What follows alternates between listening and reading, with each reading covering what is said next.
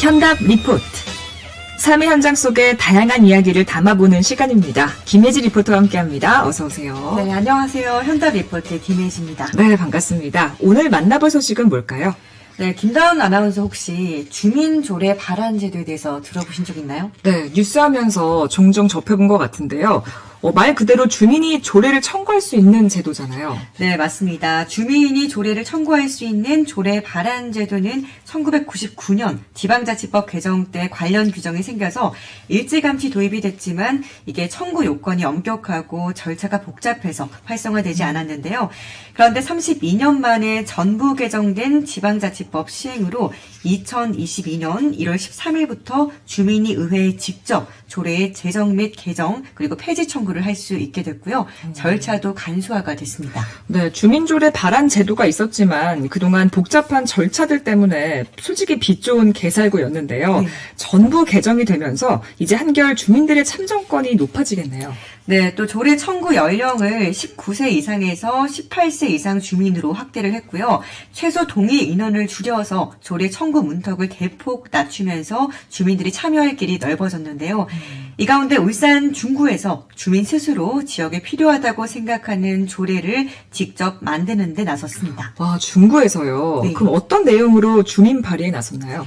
울산 중구 병영 주민들이 국어학자이자 독립운동가인 외솔 최원배 선생 생가 주변을 한글 역사문화마을로 조성하는 조례 제정을 위해서 주민 발안에 나섰습니다. 지난 4월 28일에 병영 외솔 한글 역사문화마을 만들기 주민회의는 울산 중구청에서 기자회견을 열고요. 주민 발안을 위한 청구인 명부를 구의회에 제출했다고 밝혔는데요. 병영 외솔 한글 역사문화마을 만들기 주민회의에 천병태 공동대표 통해서 이야기 들어보시죠. 외솔 한글 역사문화마을 조성 및 지원조례 주민 발의를 위한 청구인 명부 제출 기자회견. 오늘 저희들은 영영 외솔 한글 역사문화마을 조성 및 지원조례의 발의를 위한 3,031명의 청구인 명부를 중구의회에 제출합니다. 작년 2월 말경에 중구청이 한글 역사문화 특구를 시내 원도심에 추진한다는 보도가 있었습니다. 이렇게 되면 원도심은 한글의 정체성이 없어 실패하고요. 경남의 한글 문화 자원은 퇴색되어 버립니다. 결국 중구의 문화 정책이 돌이킬 수 없는 그런 상태로 가버리죠. 이를 바로잡기 위해서 원도심 중심의 한글 문화 특구를 반대하고 한글 문화 마을의 조성을 제대로 좀 해달라는 그런 진정을 시청, 구청이 내놨는데 부정적이었어요. 그래서 망쳐나는 한글 문화 마을을 개선하고 제대로 추진하기 위해서 조례의 발의와 제정을 목적으로 주민 직접 참여 청구인 서명을 하게 되었습니다. 조례 즉 제도적으로 한글 문화 마을을 추진할 수 있구나 이런 생각을 하시는 분들이 굉장히 많았습니다. 그래서 호응이 굉장히 좋았는데요. 그런데 이 조례를 주민들이 발안하는 경험이 별로 없어서 그런지 생소하게 느끼는 그런 주민들은 좀 있었습니다. 네, 중구청이 다른 원도심에 한글 관련 특구를 조성한다고 해서 지금 주민들이 이에 대해서 반대 의견을 냈다고 했는데 주민회의에서는 꼭 병영에 한글 문화 마을을 조성해야 한다고 조례 발안에 나선 거잖아요. 그 이유가 뭘까요? 네, 무엇보다 외솔 최원배 선생이 병영에서 태어났기 때문에 병영의 외솔의 정신이 깃들어 있다는 겁니다. 네. 또 이미 2013년에 병영 한글마을 조성 계획이 수립돼서 추진된 바 있는데요.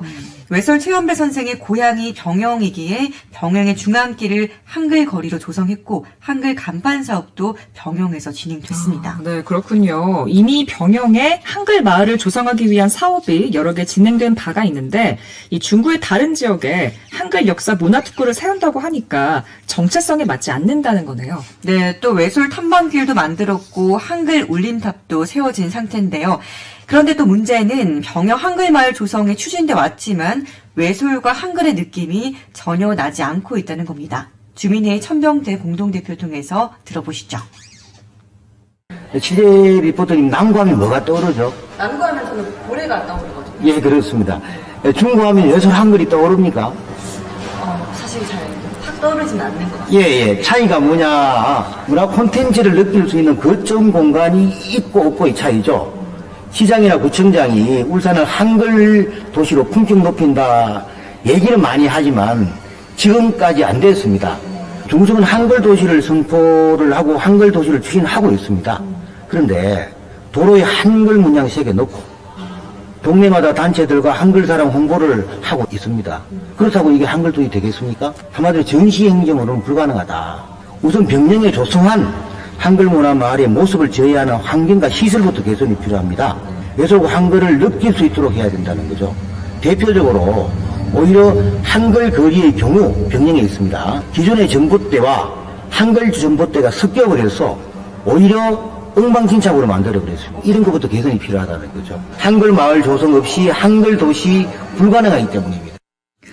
네, 중구가 한글 도시를 선포하고 있지만 아직까지 한글 도시로 나아가기 위해서는 부족한 부분이 많다는 말씀이신 거죠. 네, 제대로 된 한글마을 조성이 필요하다는 건데요. 이미 병영에 진행된 여러 가지 한글마을 사업들이 제대로 진행되지 않고 중단되다 보니까 이도저도 아닌 모습이 돼버렸다는 겁니다. 네. 이번 조례제정 발안 서명에 동참한 주민은 모두 3,031명이고요. 실제 주민들은 한글 거리에 한글 느낌이 전혀 들지 않고 엉망이 되어 있는 점에 대해서 안타까움을 표현하기도 했는데요. 이번 서명운동에 참여한 주민 김정미 씨의 이야기 들어보시죠. 저는 병영에 산 지 18년 정도 됐고요. 병영이 그동안 너무 발전이 없었어요. 그러던 중에 중구청에서 한글을 주제로 하는 문화 아이템을 성남동에 한다는 얘기를 듣고 우선 너무 화가 나서 자료를 막 찾아봤는데 옛날에 한글 거리를 조성한 게 있더라고요. 그래서 문의를 하게 되고 뜻이 있는 주민들끼리 모여서 이 운동을 이제 참여하게 됐고 서명에도 참여하게 됐습니다. 이 법이 만들어진 건 진짜 환영하고요. 제가 해보니까 주민들이 하기에 너무 힘든 게 많더라고요. 이런 법을 만들어놨으면 구에서도 지원을 해주는 그런 것도 있었으면 좋겠고 지금 저희가 첫 사례이긴 하지만 어느 정도 성공을 하고 의회에서 통과가 돼야지 그 빛이 바랄 거라고 생각 들고요. 의원님들하고도 만나서 항의도 해보고 같이 발의할 것을 요청을 했는데 주민들 의견을 묵살해 버리시더라고요. 어느 정도 의원님들 자체가 주민조례에 대해서 모르고 계신 것 같아요. 주민들은 어느 정도 공부해서 알고 있는데 시행하는 구나 의회에서 모르고 있다는 게 너무 안타깝고요. 이 조례가 통과돼서 빛을 발했으면 좋겠습니다. 네, 주민조례 발안 제도가 법 개정이 되면서 간소화되고 또 참여 기회도 넓어졌다고 생각을 했는데 막상 주민들의 입장에서는 여전히 복잡하고 또 쉽지가 않나 보네요. 네, 아무래도 이런 경험이 없기 때문일 텐데요. 주민의 직접 참여가 보장되는 이 주민조례 발안법에 대해서 주민들에게 널리 알려져야 법의 취지가 발현이 될 겁니다. 이렇게 주민조례를 청구하는 주민운동이 많아질수록 진정한 주민자치라 할 수 있을 텐데요. 중구의 경우에는 2,604명 이상이 동의를 해서 명부를 제출하면 구의회가 이를 접수하고 심의해야 하는데 서명에 동참한 주민이 모두 3,031명이기 때문에 서명 동참 인원은 충족했습니다. 네. 앞으로 어떤 절차가 남아있는지 주민회의 선병태 공동대표 통해서 들어보시죠. 청구 이후에 청구인 공표를 하고 청구인 명부 열람이 끝나면 중구의장이 청구 또는 각하를 결정하게 되고요. 이후 청구 수리한 날로부터 30일 이내에 의장 명의로 이 조례를 발의하게 됩니다. 저는 중구가 한글 도시로 나아가기 위해서는 바로 이런 주민들의 영혼이 담긴 이런 조례, 즉 병영예술 한글 마을 조성 조례는 충분히 통과될 것으로 그렇게 생각을 합니다. 한글 문화 마을 조성은 주민이 주도하여 계획 입안 추진 운영되어야 성공할 수가 있습니다. 물론 전문가나 그리고 관의 참여도 필요합니다.